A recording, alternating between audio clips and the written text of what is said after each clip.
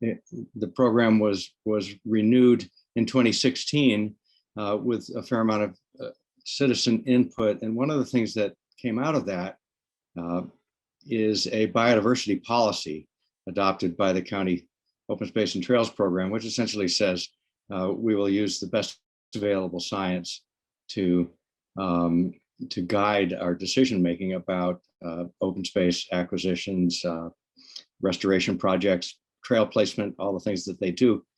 And as a founder of that program, I'm familiar with all the folks that are involved today. And I said, well, so what's the best available science? And we were really looking back at a study CNHP did for our area in 2099, not 29, and I got on the horn with Dave Anderson, the chief scientist and director at CNHP, and asked, well, is that really the best available science? Can't we revisit that? And he said, of course. And really, I think what you need is a landscape scale biodiversity inventory, was the word he used at the time. And that conversation happened in the fall of 2017. It evolved into the formation of a new nonprofit organization to orchestrate and manage and fund the Roaring Fork Watershed Biodiversity and Connectivity Study and its sister study, the Wetland Study, which Sarah has referred to, and so we recognized that we had a policy and a concept of protection and restoration of biodiversity in our watershed, and not really a game plan for putting that into practice. And so the organization I mentioned, the Watershed Biodiversity Initiative, was formed. I'm the executive director. I have a small board, and we immediately started talking to all the likely stakeholders to figure out how we would do this study, and we early on decided we would do it with CNHP, but we got together. And let's advance to the next slide, Sarah. These are the elements that I'll be covering, and we can go on to the next slide after that. And the watershed, just to describe for those to familiarize you, is from Glenwood Springs to Independence Pass. It's 928,000 acres. It includes the Frying Pan, Roaring Fork, and Crystal River drainages from left to right in this image. One of the first things we did was get up in the air in a small plane and take a look at the watershed with Andrea Schumann, one of the CNHP scientists, and I remember getting back down on the tarmac, and we looked at each other and said, "Gosh, that's a big 928,000 acres, and it's pretty rugged. How are we going to inventory all the biodiversity there?" And that led us to, let's jump to the next slide. And let's just keep going to the stakeholders. I think that's next. And basically illustrating that we're not in a vacuum. And we'll back up. Sarah, hold this one, and then we'll back up to the other one.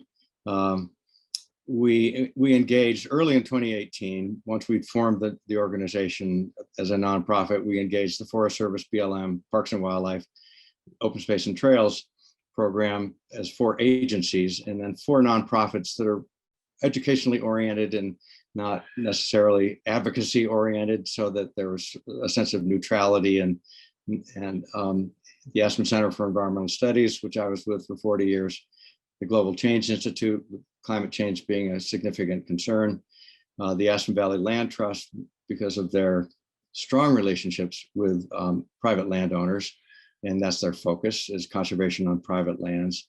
And then the Roaring Fork Conservancy, primarily focused on our waterways. and we sat down around a table and started trying to reason together, how are we going to, in 2 years, which was the time frame we gave ourselves, capture the biodiversity of 1 million acres.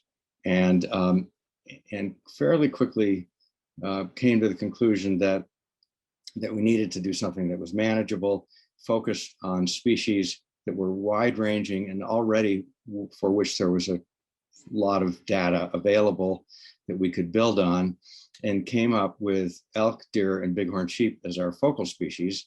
And then also, because I was talking beyond just the these 8 groups that I'm projecting here, talking with other conservation organizations and individuals throughout the watershed, we decided that there should be some subtext to the study as well. And that ended up including beaver, black bear, pollinators, which I call birds and the butterflies and bumblebees, and birds. And so the 4 Bs became a subtext to our study. The study is really focused, and let's jump ahead now, Sarah, to the next slide. The study, having landed on the focal species that allowed us really not to make this a study of elk, deer, and bighorn sheep, but to use them as proxies to cast a net over as much of the habitat, good habitat, as possible in our watershed, and identify the highest priority habitats for protection and restoration. The 4 Bs, including beaver, became not the focus of the study, but there's really story elements that allow us to talk about biodiversity more broadly, and they're important study elements. And I'm finding as we're now wrapping up this study in December and turning to interpreting it to our community, that by having elk, deer, and bighorn sheep, which are iconic species that lots of people care about and see and have an interest in, and then adding to that the birds and the pollinators and the black bear and the bees, we've generated interest among a broad array of community members that we wouldn't otherwise have generated if we started out from the beginning just by focusing on let's say elk or just beaver. And so the goals of the study are to, as you see, focus on identifying habitat quality and the threats facing the focal species and habitats. Again, allowing us to cast a net over maybe 80% of all the biodiversity in our area. And then through the process of doing field work on the ground and then extrapolating that, and we'll get to that in a second, to cover the whole 1 million acres, identifying and mapping the highest priority conservation areas. Again, for this focal species, assuming that we're casting a net over everything else.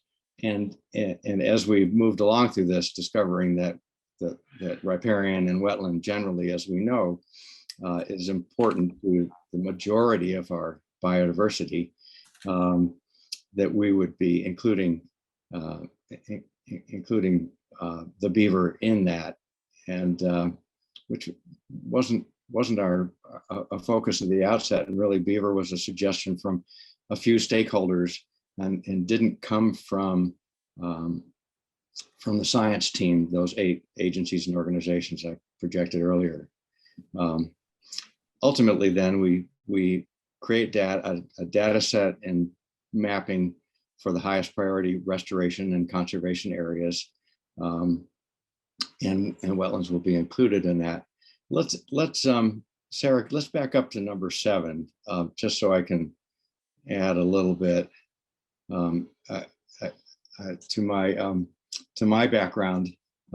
Again, I said I'm not an expert, an orchestrator, but in 40 years at the Aspen Center for Environmental Studies, we also de facto became the Wildlife Rehabilitation Center for the Upper Roaring Fork Valley, twice. My daughter, once at age 7 and again at age 17, raised a baby beaver.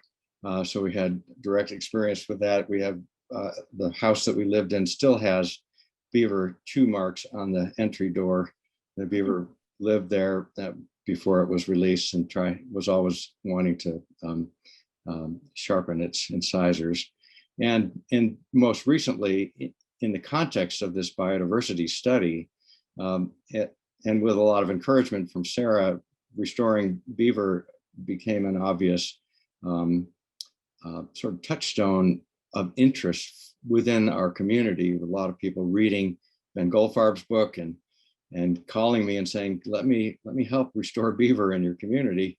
And so I have a claim to having trapped a pair of beaver 2 years ago in the fall and putting them on a private ranch where they've successfully re-inhabited some very good habitat that, for reasons I don't know for certain, beaver, despite the good habitat and abundant water, disappeared about 4 years ago now. Okay, let's scroll forward then to the next slide. So just to, again, I'm describing a process that wasn't focused on beaver, but that sort of sideways has included them. Again, it allows us to engage a broader spectrum of our community in being interested not just in biodiversity protection and restoration, but beaver as a part of that. And so field work, site visits, data collection, and then creating out of that a forage quality model, and then building on that to do a habitat quality model, and then adding in other elements to identify conservation priorities, and then get us to conservation on the ground, so that the ultimate goal isn't producing data and maps, but actually doing something. I'm reminded of Terry Tempest Williams' comment at one point, if you want to make a difference, do something today. If you want to make a big difference, do something in community tomorrow. And here we all are together today in community, and I'm excited to be getting acquainted with all of you over this subject. Let's jump ahead to the next one, Sarah. So the way I like to describe this to people who are interested in what we're doing on the landscape is that we've studied 120 sites on hands and knees, kind of under hand lens, under a microscope, 50-meter plots, and created a detailed understanding of what each of those plots contain, and they're purposely randomly scattered over the landscape on private and public land. The private land being the tan and public being green. And then we use satellite imagery from Sentinel-2 to create a reflectance fingerprint for each of those plots. And then through machine learning, train the computers to look for those reflectance fingerprints across the entire landscape. So we were able to map 1 million acres by getting down on hands and knees and close up and studying 120 50-meter plots. And that's how we solved the issue of how do you inventory biodiversity on 1 million acres in 2 years, through fingerprinting, satellite imagery, and machine learning. And most of you understand that probably better than I do. But that's how I explain it to my constituents, the people who live in the Roaring Fork Valley. Next slide.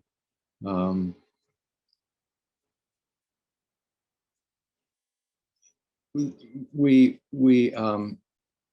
made sure in the plot selection that we covered everything from alpine tundra to the low shrublands in the lower elevations and the sagebrush flats, but repeatedly returned to the importance and saw the importance on the landscape of the wet places. And so there's a wetness factor that goes into determining the highest priority pieces of the landscape. Next slide. And this is just illustrating what I've been explaining, going from transects, transects on the ground to in the close-up look to the satellite imagery and machine learning, and getting a handle on the entire landscape, and coming back to the wet places are the biodiversity hotspots generally. Okay, next slide. And again, to illustrate this, the plots on the far left are under the microscope, and then using Google Earth, you can see the tiny little spots on each of those, and each of those bigger polygons expanding to extrapolate from the spot to a bigger polygon to say, well, we think we have a pretty good handle on not just what's on the plot, but what's in this whole polygon, and then applying the machine learning and satellite imagery to get a picture of the whole landscape. And next.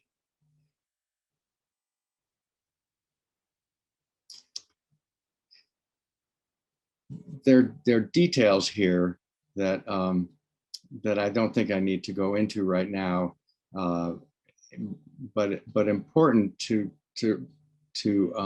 say at this point that all 8 entities that are key stakeholders, the science team, so to speak, as well as others that have been looking over our shoulder through this 3-year process.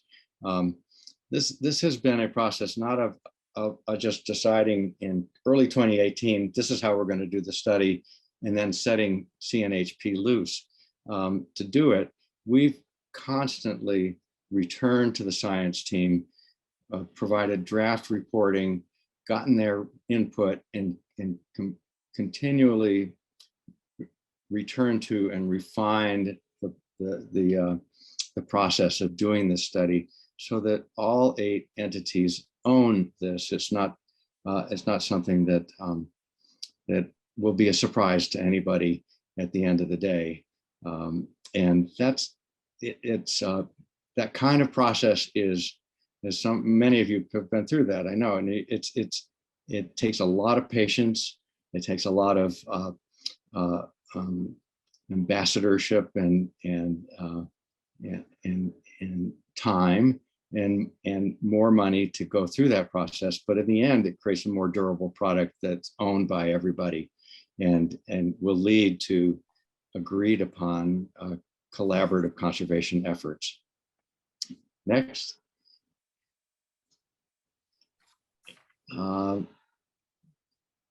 To make sure we keep returning to the fact that this is a 1 million acre watershed that contains a lot of people. And it's the most heavily visited national forest in the Forest Service system. I believe the White River National Forest are one of the most heavily visited. There's a lot of agricultural activity, and there are highways and roads, and we are taking all of those elements into consideration, particularly when we look at connectivity, because we're concerned about fragmentation to protect and restore biodiversity, maintaining connectivity or reclaiming connectivity where there are barriers like Highway 82 are emerging as priorities in order to do the best we can and apply the best science so that to that. So we're very mindful of all of the elements, not just working in a vacuum. Okay, next.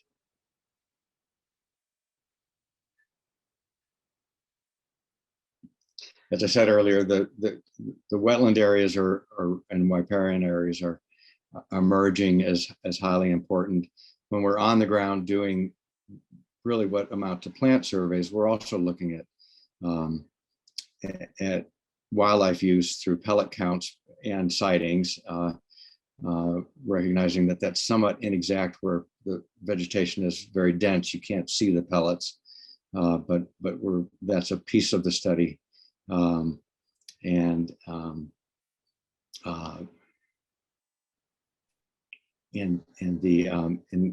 just so pleased that the Beaver restoration analysis tool is being applied statewide, and that we have it as a tool to use here, really shining a light on the importance of that to biodiversity. So next, Sarah.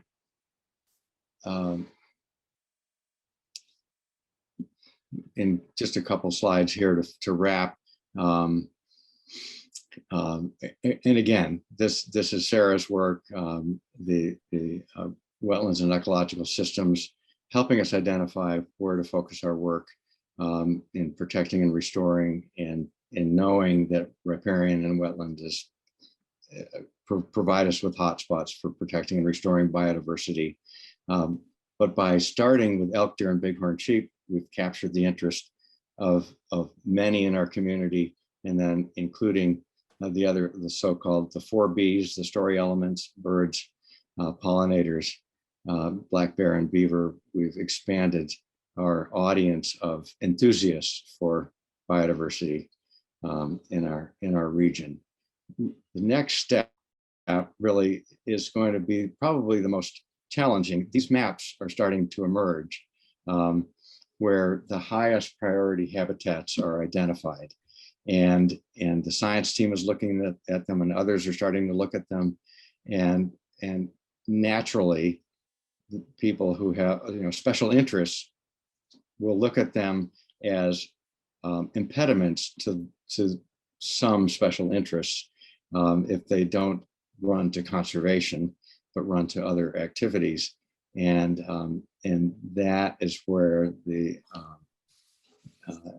real work of collaborative community building, engagement of everybody around what I believe is a common value and concern for having healthy wildlife populations, including the habitats that support them. And I'm hopeful that we all gather as a community around that concept.